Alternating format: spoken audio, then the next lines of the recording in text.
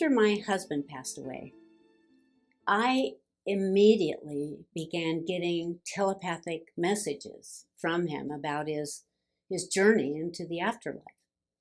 And although this communication from him has slowed somewhat, we're still in touch today, as many of you are with your loved ones. This is something we can all do. You yourself may or may not have noticed these communications in various ways, from flickering lights to actual visual contact. I have received so many questions recently about the afterlife, and I felt it might be helpful to put together some of the information I've gathered over the years. You may remember me mentioning once or twice that I often receive information from those beyond the veil, those who have passed on into what some call the other side or the spirit realm, and bring back that information. As I said, this is something we can all do, especially once we get comfortable with the fact that these realms are within our reach and are accessible to all. Anyone can contact their angels and spirit guides. So the question I get more than any other is about the afterlife and what happens after we die. And first, just to clarify, we never die. We just move on. When our soul creates the plan for our life, we place within that plan several exit points where the soul can withdraw from the body, die, depending upon what has been chosen by the human at this point in his or her life. I've mentioned exit points before and plan on doing an entire video on this very soon, hopefully. So, not long before the actual death transition takes place, maybe a few weeks or so before death, most people will have some sort of a hint or a vague idea that something significant is about to happen.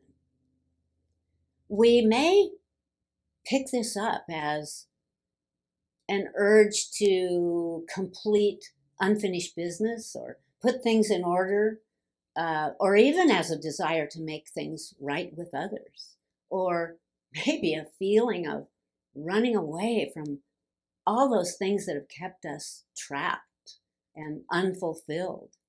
It's sort of the bucket list idea. I have a friend who was in a horrible accident where she died and went to the other side, what we call a near-death experience. After she returned to life and after months of rehabilitation, she began putting it all together. She told me that a couple of weeks before her accident, she kept having an urge to pack a suitcase, as if she were going on a trip. She wasn't, but she said she had a strange impulse to get prepared to travel somewhere, and she wanted to be ready. She said she was filled with some sort of an anxiety that she couldn't explain, and would find herself walking out the front door, but with nowhere to go, like a compulsion to leave. So, what is it like to die? I'll begin with what my husband later told me about his own transition. His death experience took place in our home When he became ill, I had a hospital bed set up in our family room where he could watch the birds out the window. I slept on a cot beside his bed. Well, a few weeks after he passed, on our first telepathic communication, I asked him what he experienced at death. He said he had actually withdrawn from the physical many hours before his body had actually died and was standing beside me, watching me read to him. Although I didn't know it at the time, he spent those next hours comforting me and sending me healing light. I asked him if death hurts. He said no. He said the actual death is not painful at all. He described it being very much the opposite, in fact, nearly orgasmic in its joy and freedom. He called it pure ecstasy. He described how he left his dying body by pulling his legs over the side of the bed, standing up, and walking a few steps away. He said there was a halo of light around every object in the room, including my own body. He went on to explain that if he had wanted to leave right away, he could have, but he chose to stay with me until the body was taken away. I asked him what his journey was like when he left for the other side. He said it was like leaving a darkened room and walking into another light-filled room. Only it's an entire sphere of light and color and sound. He said he could still see the lower density world as it is, but from within an expanded frequency outside of material existence. Wow. He also told me that in order to communicate with me, he had to relearn how to interact with physical matter. He said there are these wonderful schools on the other side where you can learn anything you wish to learn. All knowledge is available. He told me about classes where teachers give lessons to those who are in between lives on how to move energy around as a means of sending loved ones signs and signals of their presence, like sending sounds or fragrances, or turning lights off or on, or ringing your phone. One time, not long after he passed, I was walking from the mailbox back into the front door, and I heard the back door from the garage open and then close. When I got to the kitchen, I saw my husband standing there, looking totally physical. Of course, I was totally shocked. But the cool thing was, he looked so young. He was so much younger. His hair was darker, and he was wearing clothes that I remembered him wearing when we were first married. I was so excited and thrilled to see him. I ran toward him to wrap my arms around him, and pop, he was gone. He disappeared. I later asked him about that visit, and he told me that it takes a lot of energy to become fully visible. And so he wasn't able to stay in that form very long. And that he had to pop out before I came too close to him because our frequencies were so different. Over the years, I have asked him all sorts of questions about what it's like there. Like, do they still eat food? And if not, do they miss it? Or having sex or smoking or other things like that. He said some of them still enjoy their favorite foods or drinks, but eventually get tired of it and move away from that.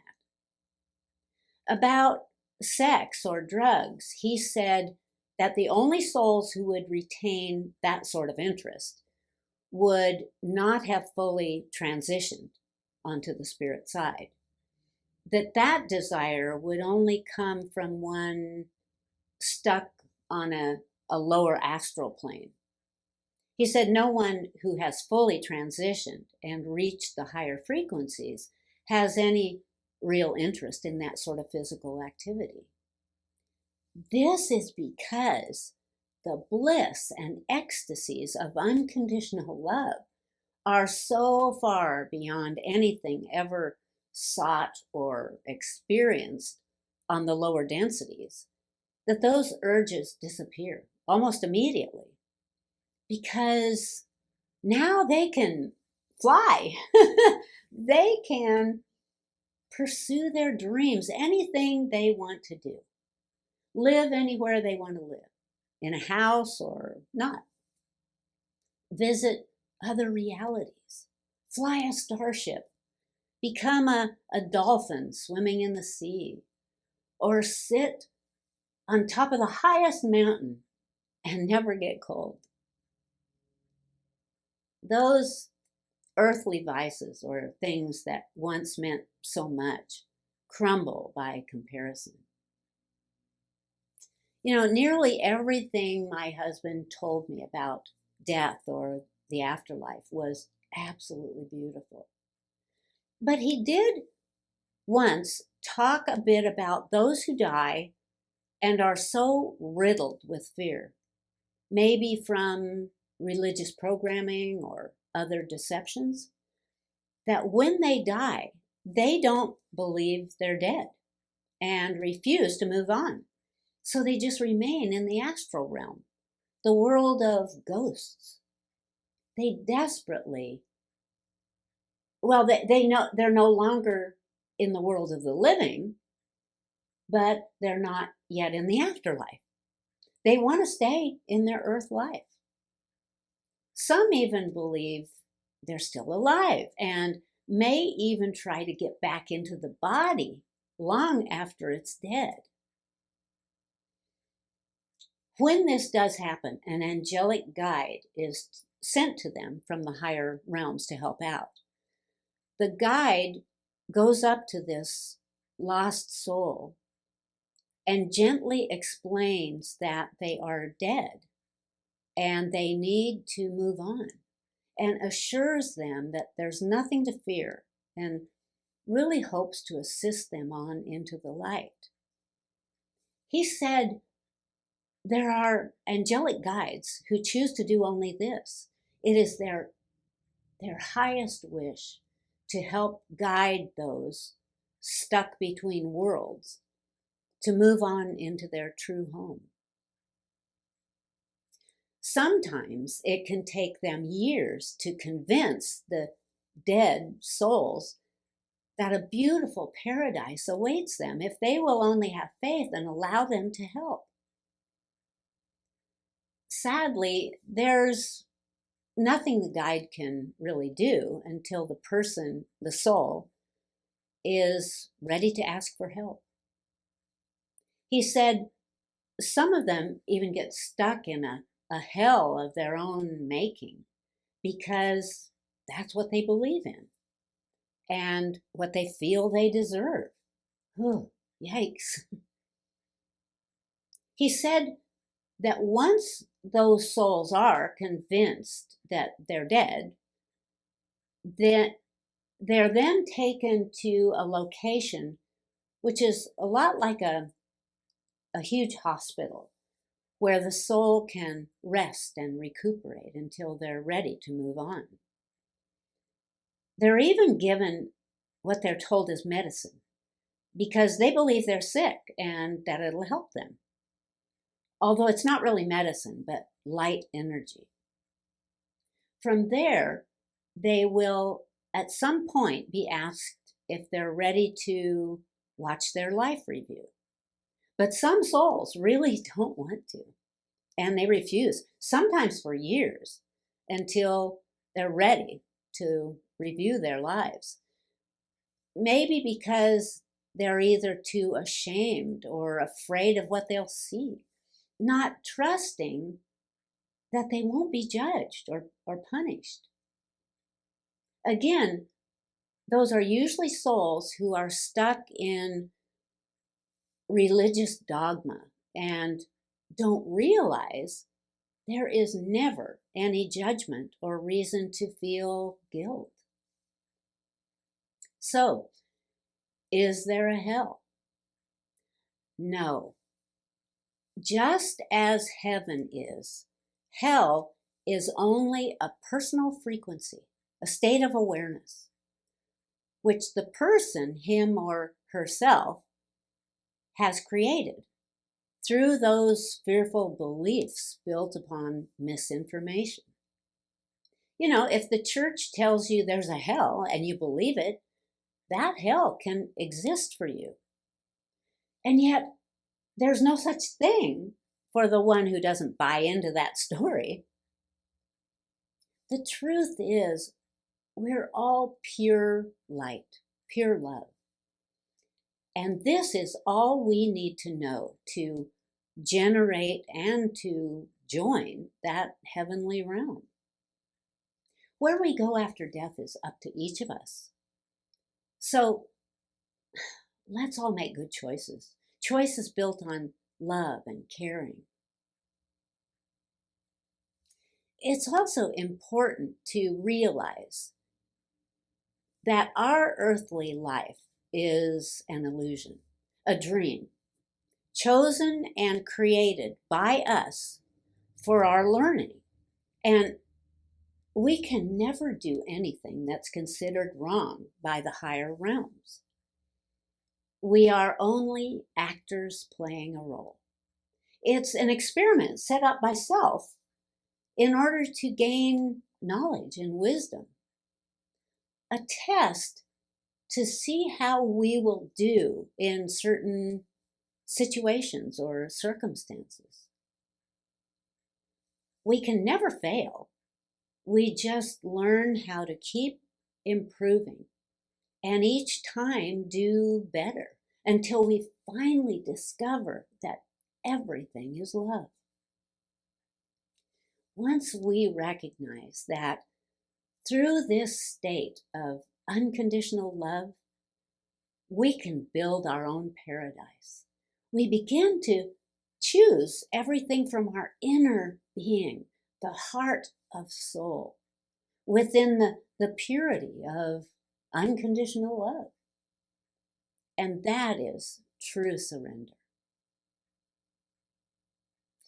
Another fascinating thing is about the death experience is, at least I think it's fascinating, it's how the majority of souls require some sort of transport from life into death. They believe that because the afterlife or heaven is a place they must travel to, they will be met by someone, a guide or an angel, to take them from here to there.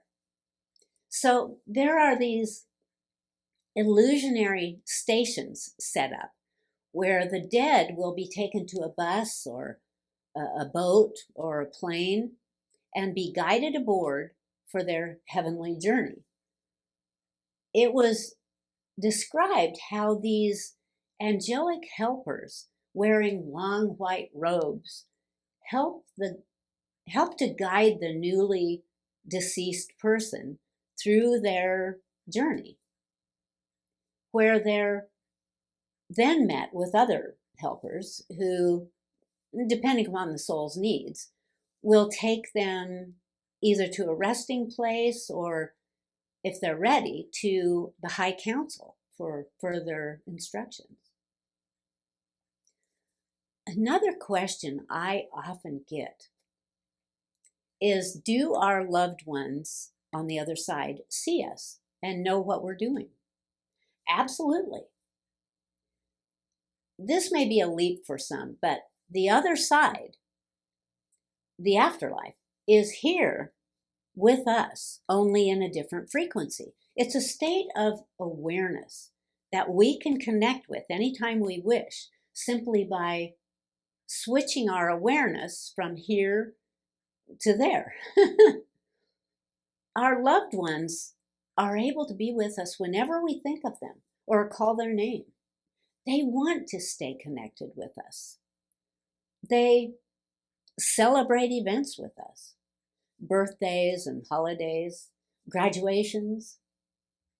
They constantly send us signs and signals, most of which we ignore, but they never give up, unless we ask them to. My friend Carol once asked me if we're bothering them by talking to them too much. Never. They are always there for us, because time in the afterlife is much different than it is here, which means that they can be in several different locations doing many different things at the same time. Remember, all is concurrent to everything else. All lives, all events, even the in-between lives, but taking place on alternate levels to one another. Our loved ones have not gone anywhere. They are just as here as they ever were. We just can't perceive them because we're not on the same frequency band they are. So you might ask, does this mean they're watching us while we're on the toilet or in the shower? Or maybe those who have remarried, is your husband on the other side watching you make love to your new husband? The simple answer is no. Not because they couldn't, but because they wouldn't. It's like a spiritual principle. They will not look in on you unless they have your permission to do so. The only time they might come to you without you asking would be to warn you about something, or to comfort you, or help you in a time of crisis. Some loved ones who are extremely close to you, like a spouse or the mother of a child, may in fact choose to become a sort of guiding angel to you while you remain on earth. Remember, for them, the veil has lifted and all of their limitations have been released. All of their angers and guilts and resentments or prejudices have all gone, and they are the best they've ever been. They're still who they are, but without those shortcomings. This is because they've seen the light, so to speak.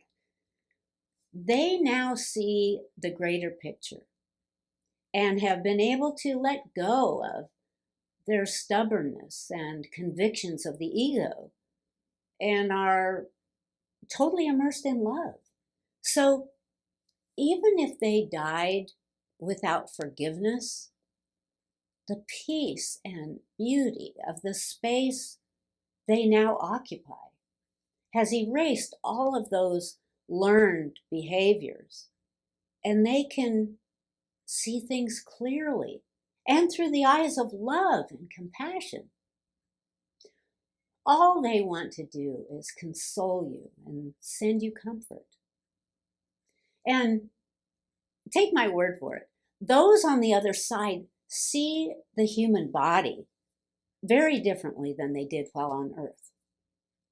Those imperfections they worried about while here have now become a no thing, or even a badge of honor. And this is how they look at us. After my husband had been gone for a few years, I became self-conscious about how I must look to him now because I had aged so much. I know. I was embarrassed that I had become so much older than he was when he died. And now I must look like an old woman to him.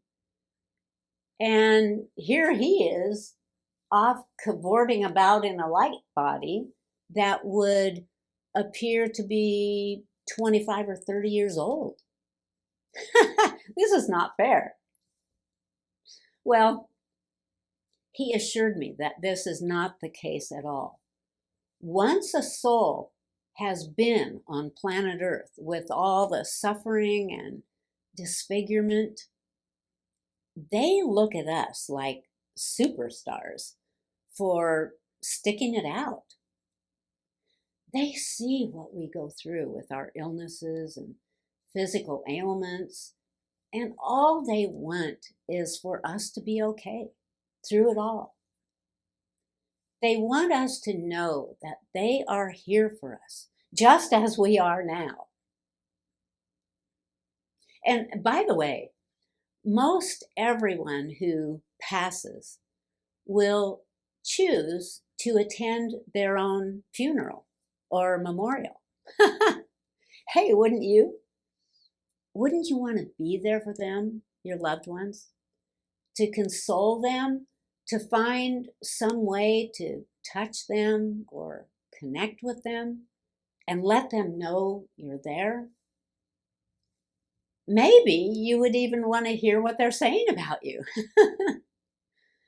At my husband's memorial, both my son and I saw him standing among the others, up near the tables that held his photos and awards. And in fact, we were able to corroborate with each other what he was wearing, including his favorite hat. He was there with us. So another subscriber asked, what about our pets? Will we see them on the other side? Absolutely. I knew a guy who saw his little terrier during his near-death experience. The dog ran right up to him, tail wagging just like he had during life. I had a cat that I loved so much named Cootie. He slept with me every night. His favorite place was to snuggle up to me at the small of my back. One time, I was very ill in the hospital with double pneumonia, and I missed Cootie so much that the only way I could sleep was to set my purse behind me into that little empty space at the small of my back and pretend it was my cat. Cootie died 2 days after I brought my son home from the hospital as a baby. When he saw the new baby, I think he just somehow knew that things would be different and that our time was over. Most of us have that favorite pet that we can just hardly wait to see again. Well, we will. By now, most of us have fully realized that reincarnation is real. Well, not only real, but that each of us has had or will have thousands and thousands of lives in all sorts of timelines and planets, realms, different races, different genders, species, and so on. Well, one of the questions I received was, if my loved one reincarnates before I die, Will he be there to greet me on the other side? Yes. Let me explain. The you that is here in this body is only a fragment of your true soul. That which you know yourself to be is only an idea, a story you came to live through.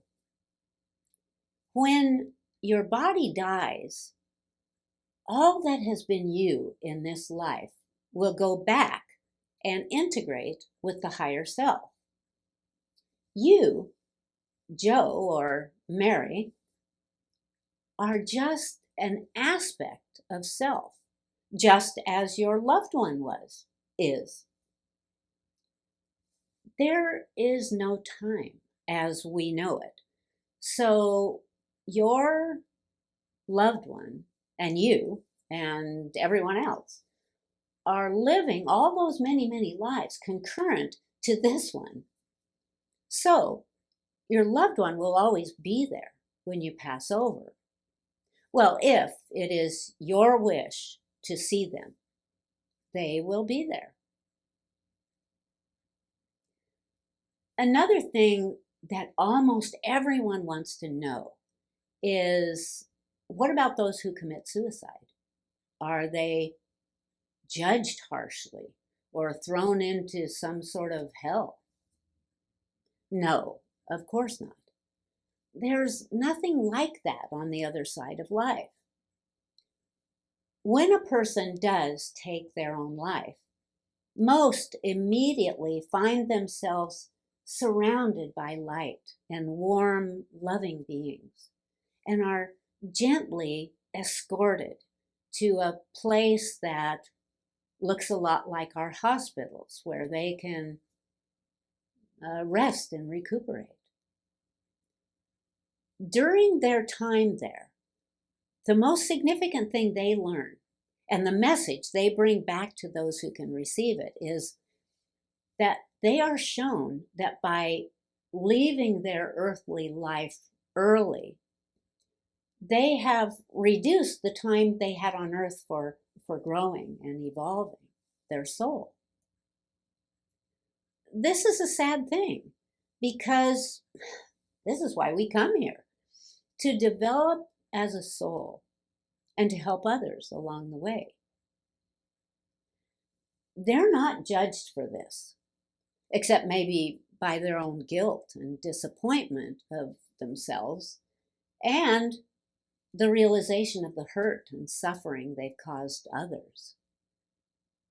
I've been told that while on the other side, they usually volunteer to help assist others who have also taken their lives, because no one can understand better than one who has experienced that same thing.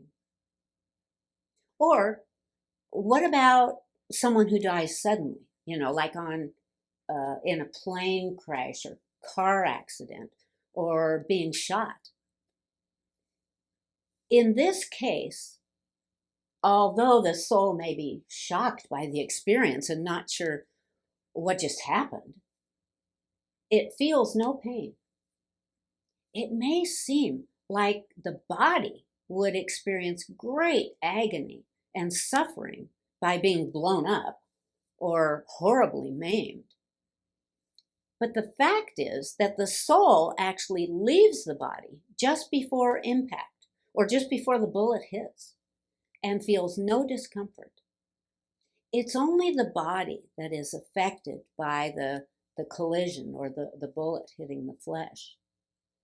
Yet, here's the soul standing beside that body, perfectly safe, watching all the commotion and wondering why he feels fine. So many people wonder, what about the person who's in a coma, for instance? Where are they? There have been so many movies made about people in comas becoming lost in frightening nightmares. This, however, is not what people report who have emerged from comas or have died while in a coma. The one person I know who had this experience said what she remembered during that time was just being busy, messing around, like in life.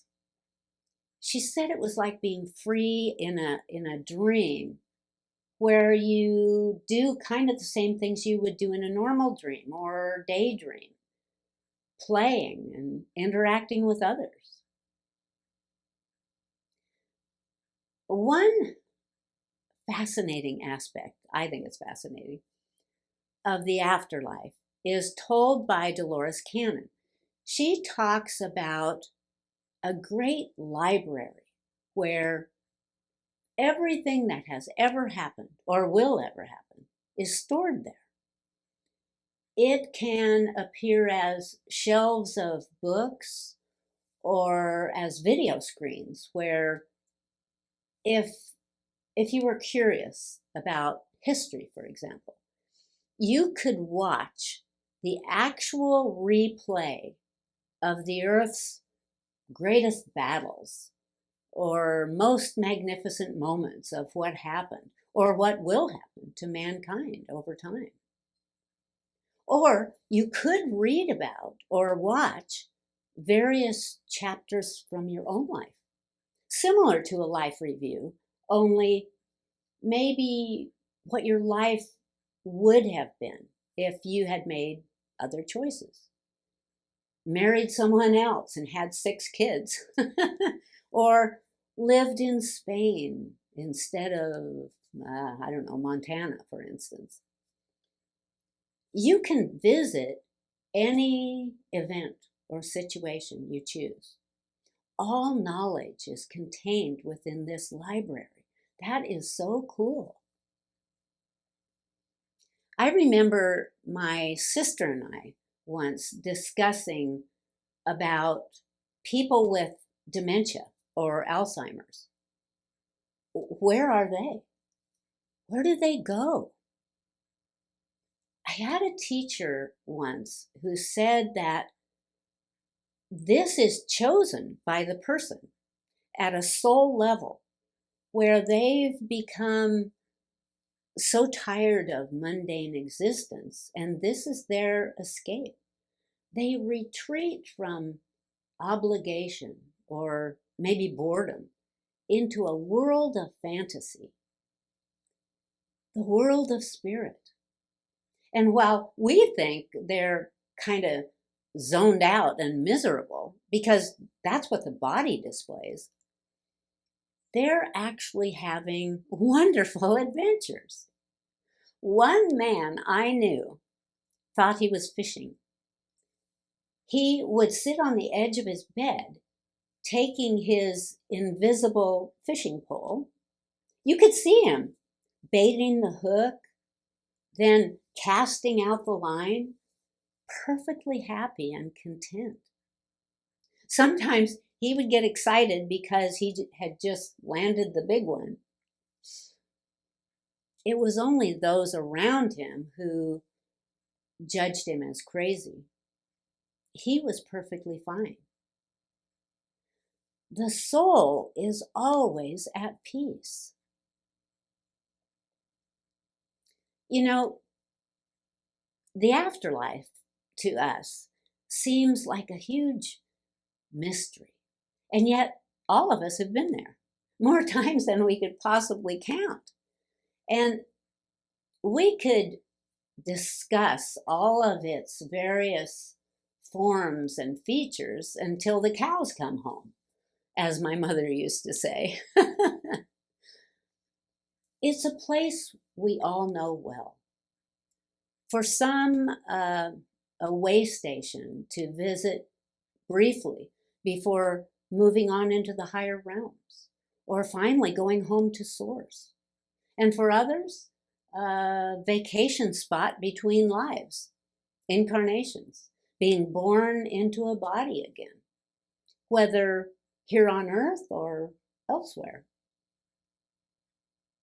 Well, we've really only just scratched the surface here, but the greatest message, I think, in learning about the afterlife is that we can be reassured that those loved ones who have passed are fine.